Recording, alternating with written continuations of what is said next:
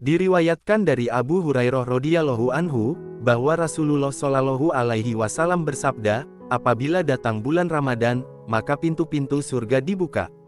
Hadis riwayat Bukhari nomor 1898, dalam kitab Fathul Bari.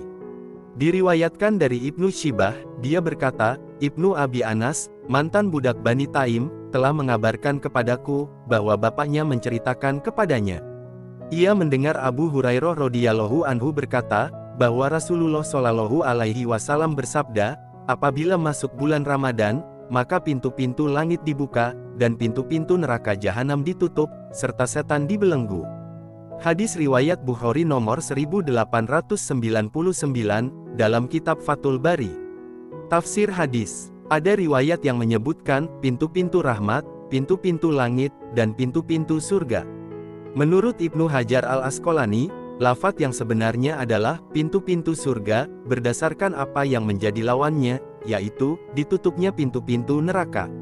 Al-Qadi Iyad berkata, ada kemungkinan yang dimaksud adalah makna yang sebenarnya, yaitu dibukanya pintu surga, dan ditutupnya pintu neraka, serta setan dibelenggu, adalah dalam arti yang sebenarnya. Kemungkinan kedua, yang dimaksud dengan pintu-pintu surga dibuka, adalah ungkapan bentuk-bentuk ketaatan yang Allah buka untuk hamba-hambanya. Dan yang demikian itu merupakan sebab-sebab masuknya seseorang ke dalam surga. Sedangkan yang dimaksud dengan pintu-pintu neraka ditutup adalah ungkapan akan dipalingkannya keinginan untuk mengerjakan kemaksiatan yang menjerumuskan pelakunya ke dalam neraka.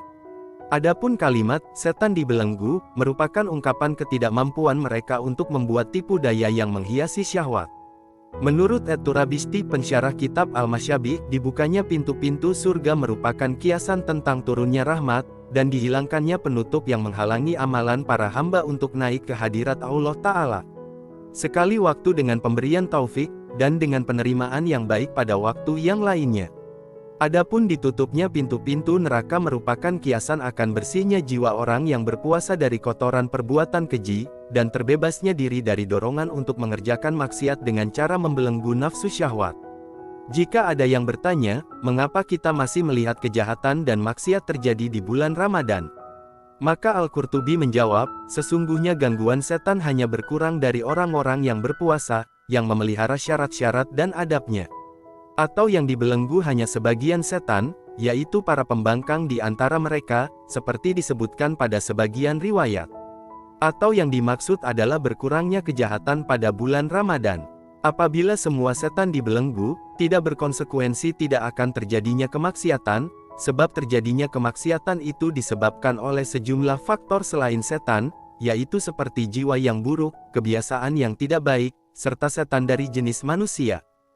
Dari sini, kita bisa mengambil pelajaran bahwa bulan Ramadan merupakan waktu yang berharga untuk meningkatkan ketaatan kepada Allah Ta'ala, menjauhi perbuatan dosa, dan mengendalikan diri dari godaan yang ada. Meskipun setan dibelenggu, kita tetap bertanggung jawab untuk menjaga diri dan berusaha mencapai kebaikan sebanyak mungkin selama bulan yang penuh berkah ini.